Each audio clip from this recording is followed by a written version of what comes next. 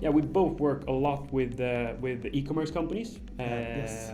and we definitely see the same type of challenges on many of them, right? Yeah, and the same type of questions like, do these two channels cannibalize each other? Yeah. And the answer for that is sometimes, but Yeah. not always. No. It's kind of about understanding kind of the unique aspects and how to kind of maximize traffic from each of these different types of channels.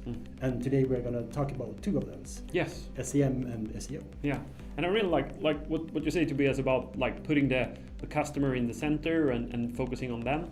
So if you split these different channels up, and if you look at it from a customer's perspective, so look at a customer funnel, you start with some kind of awareness stage. Yeah. You consider to buying something, and then of course in the end of the purchase phase, you should always think about the different channels, like where are they really and where are they most effective, and then really make sure that you stay really competitive in each one of those stages, right? Yes, definitely. I completely agree. Like that's the best way to kind of go about everything. Yeah, and also like we said on the last slide, it's not about cannibalizing. It's really about making sure that you optimize each one.